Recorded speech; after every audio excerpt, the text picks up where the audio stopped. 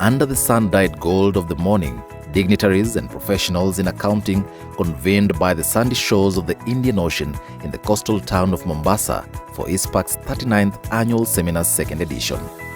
The Sarova White Sands and the Pride in Flamingo Beach resorts hosted the second edition. Opening remarks from Icpak's CEO and chairman set the tone for the conference. As we gather here for the 39th annual seminar, the second edition, a tough reality confronts the global economy and especially the developing world.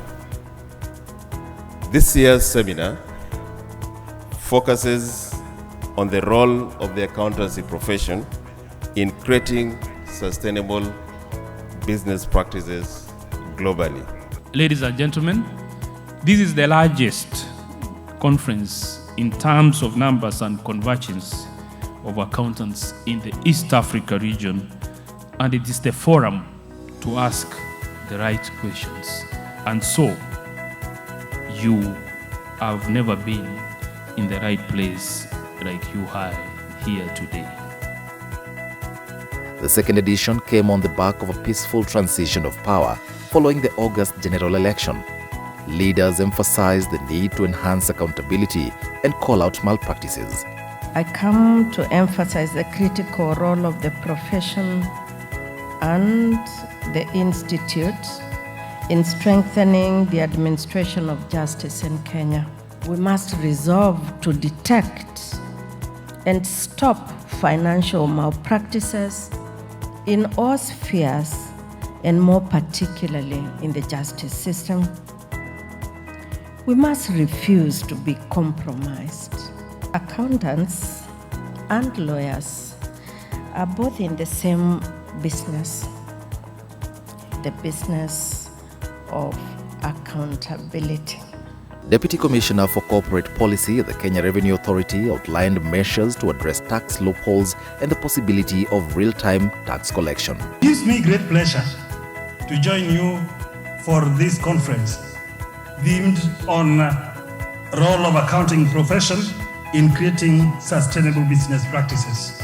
And I'll specifically talk on the issue of sealing tax loopholes for enhanced government revenue generation. Central Bank of Kenya Deputy Governor, FCPA Sheila Mbinjiwe, hailed the resilience of Kenya's economy, which despite the election uncertainty, grew by 5.2% against a projected growth of 4.7%. What we're saying is that Kenya, I was very pleased with the Q2 numbers. We came out at 5.2% growth. We had estimated that we would come in at about 4.7%, and this was during a political period. So we exceeded the expectations during a political period. This was good. She noted that the rising inflation was due to the COVID-19 pandemic aftershocks and the rising fuel prices. So what we're saying is inflation is with everybody. And when you ask yourself what's driving inflation, it's the same thing. It's primarily driven by fuel price. Icpak's 39th annual seminar also recorded an engagement boost as the number of participants, both physical and virtual, grew to nearly 3,000. The second edition of the seminar celebrated the role of the accountancy profession in creating sustainable business practices and proposed ideas on how to sustain the profession in public and private sector engagements. Some of the proposed ideas include enhancing technology and innovation to ensure a future-ready profession, a sustained nationwide economic acceleration, ensuring sustainable business practices for future generations, and promoting effective leadership and networking practices. Panel discussions, which were part of the seminar, helped stakeholders formulate action plans and ensure smooth adjustments and transitions. There was a strong show of muscle at the seminar, as 17 sponsors partnered to ensure the seminar's success and pledged to build on the collaboration. A gala dinner helped the participants and dignitaries mellow out as the hues of black and yellow capped the convention. And the conversations didn't stop in the boardroom as delegates go to showcase their skills in a round of golf.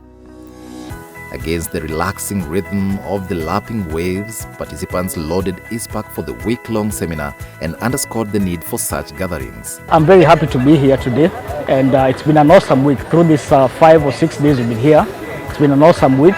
I think the organization is very, very good. There's a lot of improvement that has been made, especially past COVID. I can see a lot of improvements, and we are very happy for this conference. This conversation about sustainability, the whole topic on sustainability has been such an eye-opener. It's been enlightening, and I think it was just up to the point where it needed to have been discussed. It's been nice, and even this one has been exciting. I can see the numbers are increasing each and every event, and the organizers are really trying. I've never seen any hitch. Okay, I can say with this seminar, one of the great experience that I've got is on reporting on climate.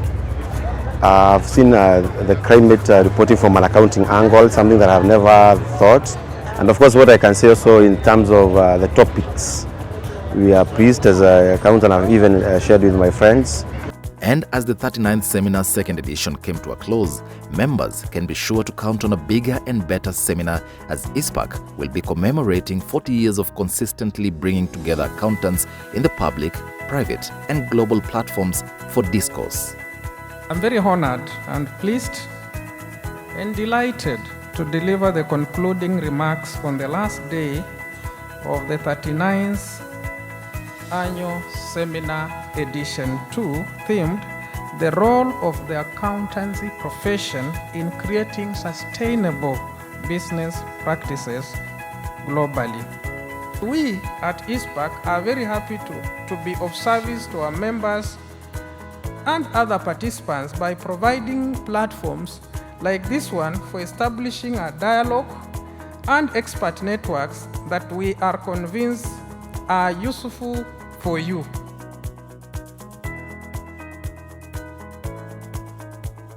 We are drawing close to 1 year, and we wish to thank all the entire membership for having worked with us the whole year. They've been supportive to all our activities and programs, but even that, being able to be resilient enough to walk through the pandemic that we've had for the last 2.5 years. We are hoping that 2023 will be a good year. A year that then now we start seeing things with a more optimistic approach than what we've had for the last 3 years. So with that in mind, we just wish each and every one of you a Merry Christmas and Happy New Year, and enjoy your holidays, happy holidays, and we look forward to your support in 2023. Dear members, fellow colleagues and professionals, first and foremost, I want to take this opportunity to thank you very much for the support that you have given us this year. So really, we take pride as a profession that we are at the center of public financial management in this country and of course all over the world. But there is no profession which I can say that is so global and very very key in any country, in any economy, than the accounting profession. I really can't imagine what could have happened, for our country if we didn't have the accounting profession, from budgeting, revenue collection, and of course looking at the revenue that has been collected is used for lawful means, and then of course putting in place control measures to ensure that there is no override of controls and there is compliance within the provisions of the Public Financial Management Act. This is a conference where we are talking about policies, global kind of policies, interventions that are very key towards addressing various economic issues in the country. So as accountants, we cannot be left behind. We have to join in these conversations so that we can be able to give advisory on what we feel are best interventions to kickstart or to jumpstart the economy for that matter. I want to wish you the very best as you travel back to your various destinations. I'm not sure that we are going to meet again, but allow me with humility to wish you a very early Merry Christmas and a Happy New Year, and God willing, I look forward to seeing you again and supporting us again as you have done in our events and various activities we have lined up for next year. Thank you and God bless you.